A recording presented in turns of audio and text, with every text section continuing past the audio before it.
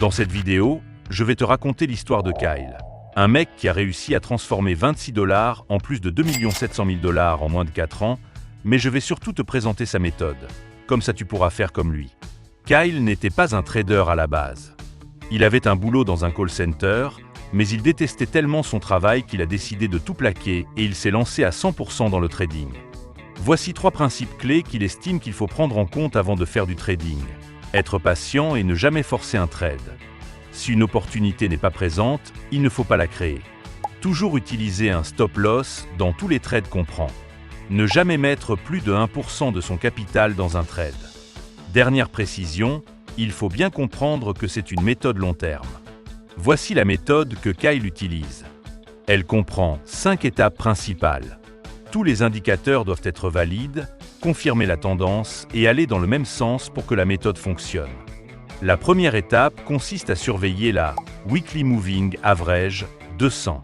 Pour savoir quand investir pour le bull run, il faut que le prix passe au-dessus de cet indicateur.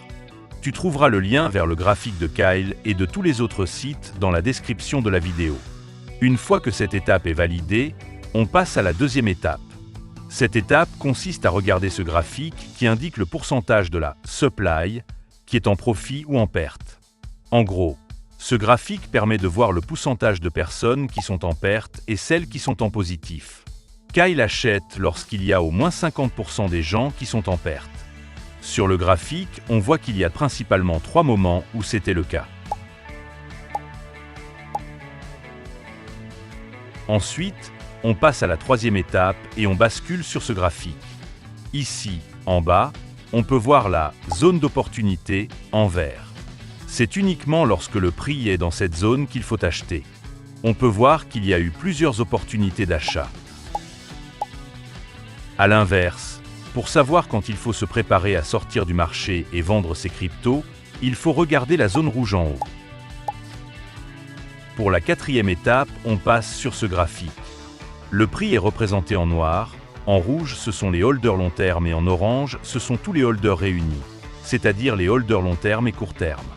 Il faut se préparer à acheter lorsque tous les acteurs sont en perte, c'est-à-dire lorsque les indicateurs rouges et orange sont réunis et passent sous la barre du zéro.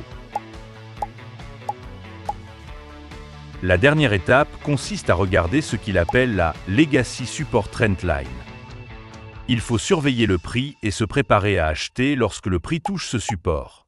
C'est uniquement lorsque tous ces indicateurs sont réunis que Kyle lance un trade long terme, et c'est cette méthode qui lui a permis de devenir millionnaire. N'oublie pas que le trading comporte des risques de perte en capital et que tu peux facilement tout perdre. Cette vidéo n'est pas un conseil en investissement, elle a pour seul but d'être informative et récréative.